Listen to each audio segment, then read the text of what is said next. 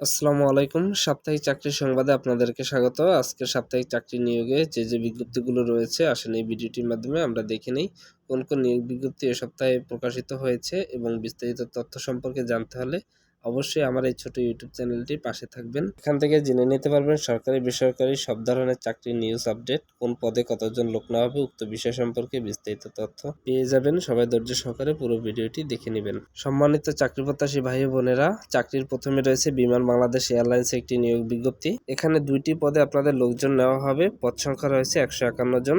পরবর্তীতে রয়েছে বাংলাদেশের অন্যতম সেরা চাকরি, ডিফেন্সের চাকরি, বিজিবির বাংলাদেশ বর্ডার গার্ডের চাকরির নিয়োগ বিজ্ঞপ্তি। এটি প্রকাশিত হয়েছে অল্প কিছুদিন হলো।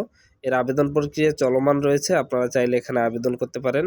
18 থেকে 23 বছরের মধ্যে যারা আছেন তারা আবেদন করতে পারেন। এখানে আপনাদের অনেক লোকজনই নেওয়া হবে।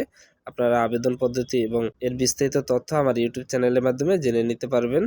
পরবর্তীতে রয়েছে বাংলাদেশ সেতু কর্তৃপক্ষ। এখানে বিভিন্ন পদে আপনাদের লোকজন নেওয়া হবে। এখানে মোটমাট 66 জন লোক নেওয়া হবে। ঢাকা ইলেকট্রিক্যাল সাপ্লাই কোম্পানি থেকে নিয়োগ বিজ্ঞপ্তি প্রকাশিত হয়েছে। এখানে পদ সংখ্যা রয়েছে 61 জন।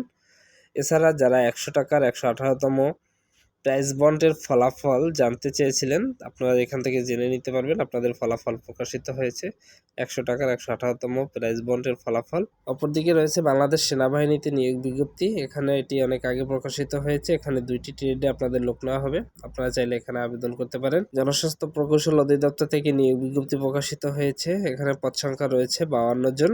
এখানে অফিস সহকারী পদে আপনাদের 52 জন লোক নেওয়া হবে। আপনারা চাইলে এখানে আবেদন প্রক্রিয়াটি সম্পূর্ণ করে নিতে পারেন। বিশেষ করে মাধ্যমিক স্কুল সার্টিফিকেট ডিগ্রিতে যারা আছেন তারা আবেদন করতে পারবেন। বন অধিদপ্তর থেকে একটি নিয়োগ বিজ্ঞপ্তি প্রকাশিত হয়েছে। এটি একটি বড় নিয়োগ বিজ্ঞপ্তি। বন অধিদপ্তর থেকে 337 জন লোক নেওয়া হবে। এখানে বন প্রহরী পদে 286 জন লোক নেওয়া হবে। আপনারা চাইলে এখানে আবেদন করতে পারেন।